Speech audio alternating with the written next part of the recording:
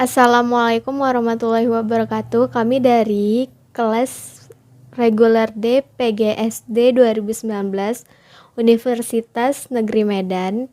Video ini dibuat untuk memenuhi tugas mata kuliah Pendidikan IPS SD kelas rendah dengan dosen pengampu Bapak Husna Parluhutan Tambunan SPD MPD. Takkan Melayu hilang di bumi, bumi bertuah, negeri beradat. Itulah seuntaian kalimat yang pernah diucapkan oleh tokoh Melayu legenda, yaitu Hang Tuah. Petua ini menjadi syarat makna yang pada intinya untuk senantiasa menjaga nilai-nilai kemelayuan, adat, dan tradisi Melayu. Dengan kalimat tersebut, maka sudah jelaslah di dalam video ini kita akan membahas mengenai budaya Melayu. Mari kita simak video ini bersama ya. Kesultanan Delhi adalah sebuah kesultanan Melayu yang didirikan pada tahun 1632 oleh Tuanku Panglima Gocha, pahlawan di wilayah bernama Tanah Delhi, kini disebut Kota Medan dan Kabupaten Deli Serdang, Indonesia. Kesultanan Delhi masih tetap eksis hingga kini meski tidak lagi mempunyai kekuatan politik setelah berakhirnya Perang Dunia Kedua dan diproklamasikannya kemerdekaan Indonesia. Ibu kota Delhi adalah Delhi Tua, Labuhan Delhi, Kota Medan. Bahasa yang umum digunakan adalah bahasa Melayu. Agama yang digunakan adalah agama Islam. Pemerintahan yang digunakan adalah monarki kesultanan. Sultan yang pertama itu Tuanku Panglima Gocha Pahlawan. Yang kedua Sultan Osman Al-Sani Perkasa Alamsyah. Sultan yang masih menjabat sampai sekarang adalah Sultan Mahmud Lamajiji Perkasa Alamsyah. Sejarah didirikannya Kesultanan Delhi pada tahun 1632. Revolusi Sosial Sumatera Timur pada tahun 1446. Kesultanan Delhi didahului oleh Kesultanan Aceh dan digantikan oleh Indonesia. Menurut Hikayat Delhi, seorang pemuka Aceh bernama Muhammad Dalik berhasil menjadi laksamana dalam Kesultanan Aceh. Muhammad Dalik yang kemudian juga dikenal sebagai Gocah Pahlawan dan bergelar laksamana Hujan Bintang. Setelah Dalik meninggal pada tahun 1653, putranya Tuanku Panglima Perugit mengambil alih kekuasaan dan pada tahun 1669 mengumumkan memisahkan kerajaannya dari Aceh. Ibu kotanya berada di Labuhan, kira-kira 20 km dari Medan. Pada masa ini Kesultanan Delhi berkembang pesat. Perkembangannya dapat terlihat dari semakin kayanya pihak kesultanan berkat usaha terutama tembakau dan lain-lain. Selain itu, beberapa bangunan peninggalan Delhi juga menjadi bukti perkembangan daerah pada masa itu. Yang pertama adalah Masjid Raya Al-Masun yang dibangun pada tanggal 21 Agustus 1906 yang dibangun oleh Sultan Mahmud Al-Rashid Perkasa Alam. Yang kedua adalah bangunan Istana Maimun. Istana ini merupakan peninggalan Kesultanan Delhi yang didirikan Sultan Mahmud Al-Rashid Perkasa Alamsyah yang merupakan keturunan Raja ke-9 pada Kesultanan Delhi.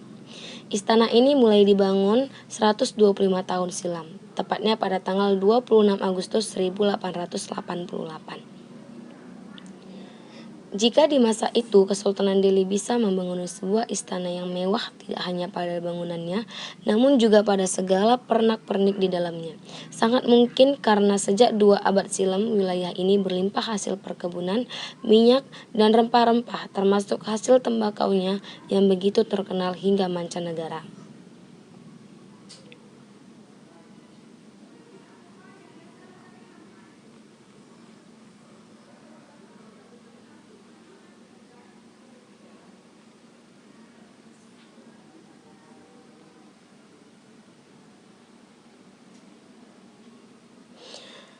Tepat di bangunan induk ruangan utama yang dulu dipakai untuk upacara penobatan Sultan Delhi untuk acara tradisional lainnya, serta tempat Sultan Delhi menerima tamu kehormatan maupun sanak saudaranya. Istana Maimun. Warga Medan pasti tidak asing dengan Istana Maimun. Istana Maimun merupakan peninggalan dari Kesultanan Delhi. Di sini saya akan masuk ke dalam ruangan dari Istana Maimun. Dan kita akan melihat sekitaran dari lingkungan Istana Maimun. Ayo!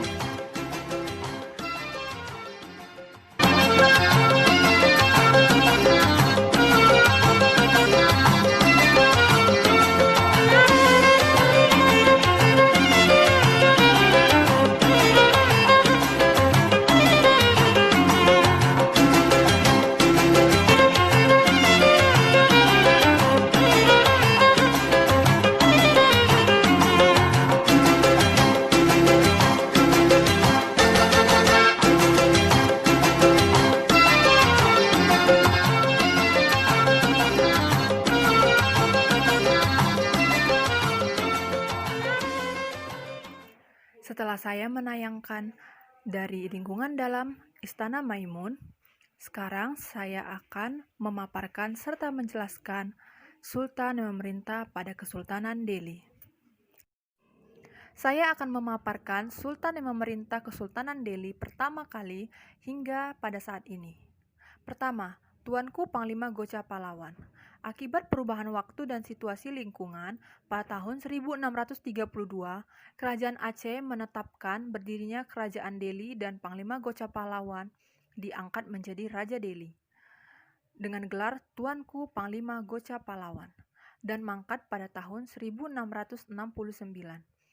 Yang utama dapat diambil dari proses sosio-budaya dari pemerintah Tuanku Panglima Gocha Pahlawan adalah hubungan sejarah yang erat dengan Kesultanan Aceh. Kedua, Tuanku Panglima Parunggit. Raja Delhi kedua ini memerintah dari tahun 1669 dan memindahkan pusat kerajaan ke daerah Padang Datar atau Medan sekarang. Tuanku Panglima Parunggit mangkat pada tahun 1698 dan diberi gelar Marhum Kesawan. Tuanku Panglima Parunggit dalam pemerintahannya tetap meneruskan apa yang telah dilakukan ayahandanya, yaitu memerintah untuk kesejahteraan rakyat yang diperintahnya berdasarkan kanun Islam yang dituju untuk negeri Delhi ini. Ketiga, Tuanku Panglima Padrap. Raja Delhi ketiga ini memerintah dari tahun 1698 sampai dengan 1728. Yang perlu dicatat dari Panglima yang mempunyai 4 orang putra ini adalah ia memindahkan pusat kerajaan ke daerah Pulau Brayan sekarang. Pemindahan ini dilakukan bahagian dari strategi politik untuk lebih mudah memerintah Kesultanan Delhi dan kawasan-kawasan taklukannya. Tuanku Panglima Padrap sebagai Sultan saat ini harus mengabadikan sistem pemerintahan Kerajaan Delhi yang berdasar kepada ajaran agama Islam yang diterapkan dalam sistem politisnya. Raja Delhi ketiga ini juga tetap menjaga hubungan sosial dan budaya dengan rakyat yang menjadi tanggung jawabnya sebagai wakil Allah di muka bumi. Yang keempat, Tuanku Panglima Pasutan. Raja Delhi keempat ini mulai memerintah dari tahun 1728 sampai dengan 1761. Beliau memindahkan pusat kerajaan ke Labuhan Delhi serta membeli gelar datuk untuk memperkokoh kedudukan kepala-kepala suku atau para sibayak yang merupakan penduduk asli kerajaan Delhi. Para datuk ini dikenal dengan sebutan Datuk Empat Suku. Kelima, Tuanku Panglima Gandar Wahid. Raja Delhi kelima ini memerintah dari tahun 1761 sampai dengan 1805. Di bawah kepemimpinan yang mulia ini, kedudukan Datuk Empat Suku semakin kokoh sebagai wakil rakyat.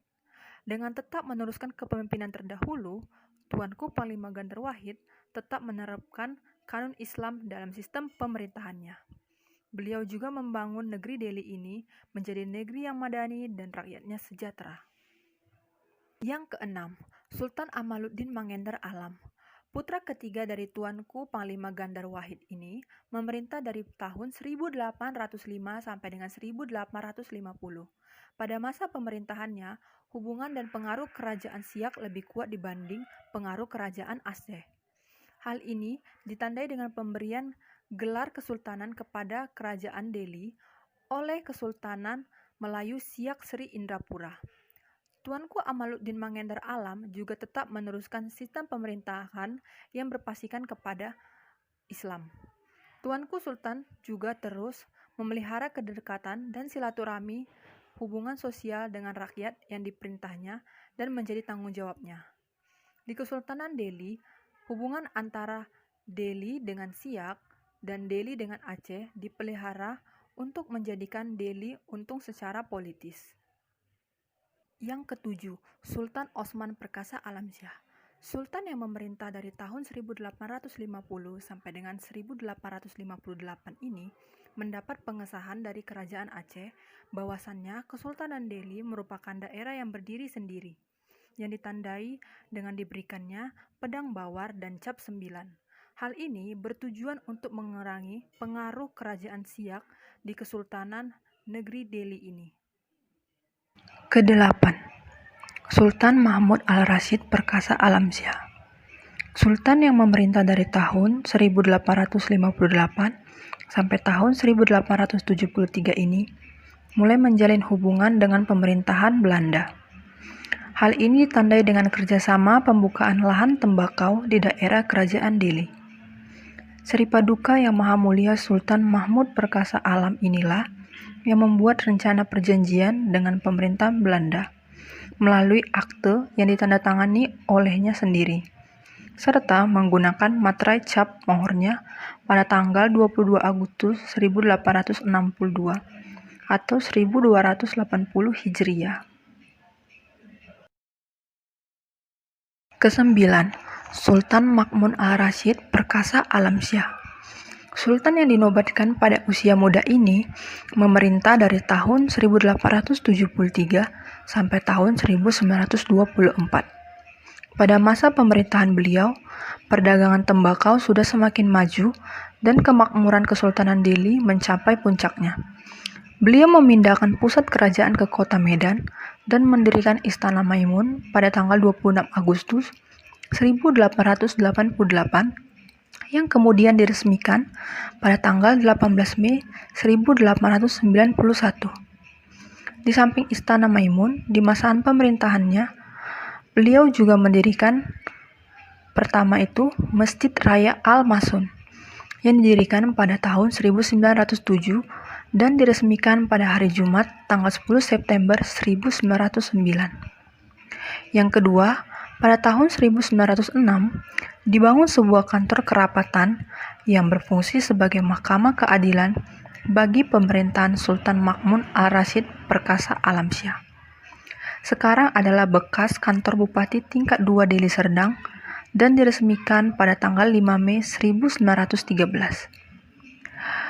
Juga banyak beliau membangun fasilitas-fasilitas kepentingan umum lainnya demi kemajuan masyarakat. Juga ada 2 buah bangunan masjid di daerah-daerah untuk kepentingan syiar agama Islam pada waktu itu. Dalam pemerintahan yang mulia Tuanku Sultan Mahmud Al-Rashid Perkasa Alamsyah ini, maka kerajaan negeri Delhi semakin makmur secara ekonomis dan ramai penduduknya. Ke-10, Sultan Amaluddin Sani Perkasa Alamsyah. Sultan Amaluddin Sani Perkasa Alamsyah memerintah dari tahun 1924 sampai tahun 1945. Pada masa pemerintahannya, hubungan dagang dengan luar negeri dan kerajaan-kerajaan lainnya di Nusantara terjalin dengan amat baiknya. Hal ini ditandai dengan pengembangan pelabuhan laut. Dengan diproklamirkannya kemerdekaan Republik Indonesia pada tanggal 17 Agustus 1945, pemerintah Kesultanan Delhi mengakui kedaulatan negara Republik Indonesia. Pada masa ini, kedudukan sultan-sultan selanjutnya menjadi penguasa tertinggi adat istiadat dan kebudayaan Melayu Delhi. Ke-11, Sultan Othman Al-Sani Perkasa Alamsyah. Putra tertua Sultan Amaluddin Al-Sani Perkasa Alamsyah ini menjadi penguasa kerajaan dan adat negeri Delhi dari tahun 1945 sampai 1967. Yang Maha Mulia Tengku Mahkota Othman terlahir pada 20 Agustus 1900 di dalam istana di kota Maimun, Delhi. Bonda yang teramat mulia ini yaitu yang teramat mulia Tengku Masyuri Maheran binti YMM Tuanku Sultan Abdullah Negari Perak. Dengan berseluit Seri Paduka yang dipertuan besar Gubernur Jenderal Hindia Belanda pada 12 Maret 1926 nomor 2 ditetapkan yang teramat mulia ini menjadi pengganti ayahanda baginda, yaitu menjadi Sultan Kerajaan Negeri Delhi serta rantau jajahan takluknya dengan beroleh pangkat dan gelaran Tengku Mahkota. Ke-12, Sultan Asmi Perkasa Alam. Beliau menggantikan ayahandanya Sultan Osman Al-Sani Perkasa Alam sebagai penguasa tertinggi adat istiadat Melayu Delhi dari tahun 1967 sampai 1998. Menilik masa pemerintahan Tuanku Asmi Perkasa Alam, maka secara nasional periode ini adalah periode pemerintahan Orde Baru di bawah pimpinan Jenderal Soeharto atau Pak Harto. Ketika Negara Kesatuan Republik Indonesia sibuk dengan pembangunan ekonomi, maka Sultan Asmi Perkasa Alam juga terus membangun budaya dan adat bagi rakyat yang dipimpinnya. Dalam masa pemerintahan Tuanku Sultan Asmi Perkasa Alam ini, berbagai pagelaran budaya dilakukan di depan Istana Maimun. Tuanku juga menggalakkan sistem pemerintahan kerajaan yang berdasar kepada kanun Islam. Tuanku juga selalu menjaga hubungan sosial dengan rakyat yang menjadi tanggungan pemerintahannya. 13. Sultan Mahmud Arya Lamanjiji Perkasa Alamsyah. Putra sulung Tengku Mahmud Arya Lamanjiji secara resmi dinobatkan sebagai Sultan Delhi ke-13. Menjadi Tuanku Mahmud Arya Lamanjiji Perkasa Alam. Oleh kedudukan 4 dari hasil keputusan yang berpedoman dari adat Melayu beraja, Raja Mangkat, Raja Menanam, yang dimana artinya adalah kalau seorang sultan atau raja mangkat, maka raja baru harus dinobatkan sebagai penanti. Raja baru itu yang menanam atau yang mengebumikan jasad ayahandanya. Sultan Mahmud Arya Lamanjiji Perkasa Alamsyah ini merupakan sultan termuda yang pada saat itu masih berusia 8 tahun. Sepanjang sejarah keberadaannya, Kerajaan Delhi sudah terbentuk pada awal abad ke-17, dan pada pertengahan abad ke-20, Kerajaan Delhi memutuskan untuk bergabung dengan Negara Kesatuan Republik Indonesia atau NKRI. Walau telah bergabung dengan NKRI, hingga saat ini Kesultanan Delhi masih aktif, di mana Sultan bertindak sebagai kepala adat Melayu. Setelah proklamasi kemerdekaan, karena sulitnya komunikasi dan transportasi, berita proklamasi kemerdekaan 17 Agustus baru dibawa oleh Mr. Tengku Muhammad Hasan selaku Gubernur Sumatera serta Mr. Amir selaku Wakil Gubernur Sumatera dan diumumkan di lapangan Fukeredo yang saat ini dikenal dengan nama Lapangan Merdeka, Medan pada tanggal 6 Oktober 1945. Meletusnya revolusi sosial tidak terlepas dari sikap beberapa kelompok bangsawan yang tidak segera mendukung republik setelah adanya proklamasi kemerdekaan Indonesia. Beberapa kelompok bangsawan tidak begitu antusias dengan pembentukan republik, karena setelah Jepang masuk, Jepang mencabut semua hak istimewa kaum bangsawan dan lahan perkebunan diambil alih oleh para buruh. Beberapa bangsawan merasa dirugikan dan berharap untuk mendapatkan hak-haknya kembali dengan bekerja sama dengan Nika, sehingga semakin menjauhkan diri dari pihak pro-republik. Walaupun saat itu juga banyak kaum bangsawan dan sultan yang mendukung kelompok pro-republik seperti Amir Hamzah dari Kesultanan Langkat dan Sultan Sulaiman Syariful Alamsyah dari Kesultanan Serdang. Sementara itu, pihak pro-republik mendesak kepada Komite Nasional Wilayah Sumatera Timur agar sistem pemerintahan swapraja dihapuskan dan menggantikannya dengan pemerintahan demokrasi rakyat yang sesuai dengan semangat perjuangan kemerdekaan. Namun, pihak pro-republik sendiri terpecah menjadi dua kubu. Revolusi oleh kaum radikal akibat hasutan kaum komunis pecah pada Maret 1946. Berawal di Kesultanan Asahan, revolusi menjalar ke seluruh monarki Sumatera Timur, termasuk Kesultanan Delhi. Istana Sultan Delhi atau Istana Maimun beserta sultan dan para bangsawan berhasil terlindungi karena penjagaan TNI dan adanya benteng pertahanan tentara sekutu di Medan.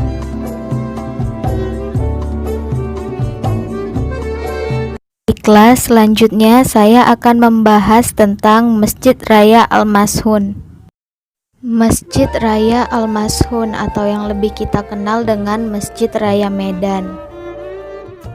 Nama Al-Mashun artinya dipelihara, sehingga dari dulu hingga sekarang masjid ini masih berdiri kokoh dengan kondisi yang terawat baik. Masjid Raya Al-Mashun merupakan masjid peninggalan Kesultanan Delhi yang dibangun pada tahun 1906 Masehi. Pada masa pemerintahan Sultan Ma'mun Al-Rashid Perkasa Alamsyah IX, masjid ini selesai dibangun dan mulai digunakan pada tahun 1909 Masehi. Lokasi masjid ini berdekatan dengan Istana Maimun yang berlokasi di Jalan Sisingamangaraja nomor 61 Kecamatan Medan Maimun, Medan, Sumatera Utara. Luas bangunan masjid sekitar 5.000 meter persegi dan dibangun di atas lahan seluas 1.800 meter persegi. Bentuk bangunan masjid berupa persegi 8 dengan 4 serambi paling utama, bagian depan, belakang, serta samping kiri dan kanan. Keempat serambi itu menjadi pintu masuk ke masjid. Ada juga 2 menara di samping kanan, kiri, dan sisi belakang masjid. Bagian samping masjid ini juga terdapat makam Sultan Delhi dan keluarga kesultanan. Bagian masjid ini terbagi menjadi 3.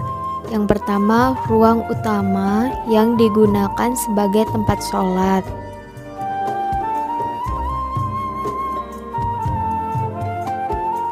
Kemudian ada tempat wudhu, yang selanjutnya merupakan gerbang masuk. Arsitektur Masjid Raya Al-Mashun menggabungkan gaya Turki, Arab, Eropa, dan India. Masjid ini didesain oleh J.A. Tingdeman, seorang arsitek asal Belanda yang dipanggil langsung oleh Sultan.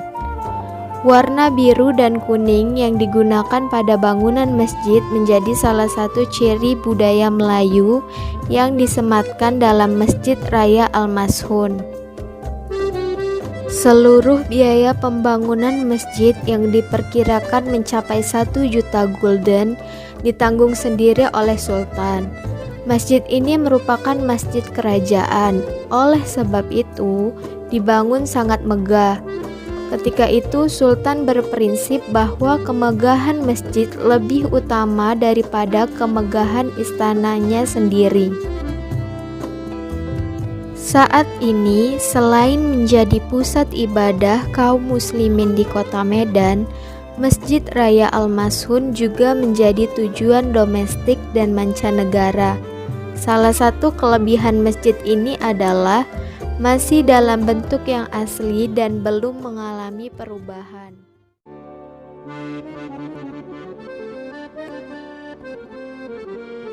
Saat ini saya sedang berada di Masjid Al-Osmani. Jika kita berbicara tentang budaya Melayu di Medan, maka kita akan memulainya dari masjid pertama di kota ini.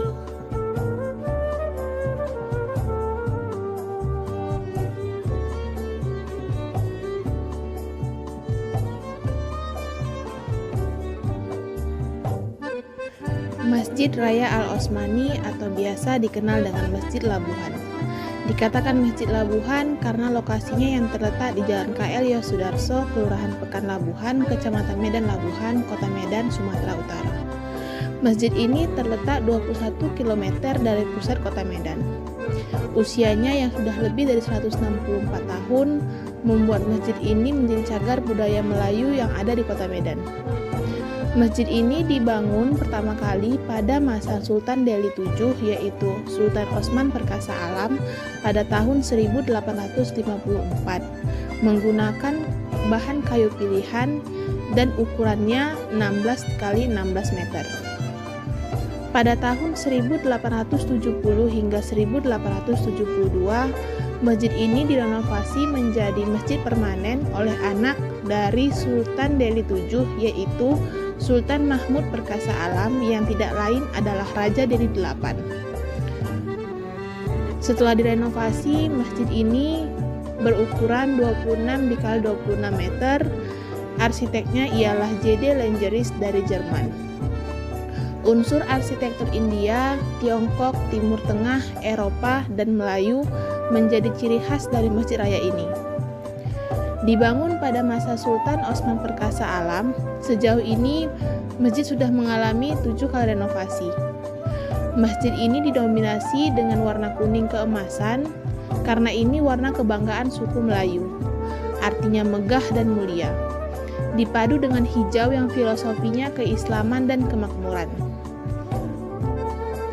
Dulu, Istana Kesultanan Delhi tepat berada di depan masjid, lalu bergeser menuju tengah kota dan muncullah Istana Maimun. Warna, kubah hitam, corak, dan ornamen Istana Maimun adalah duplikat dari Masjid Raya Al-Osmani ini.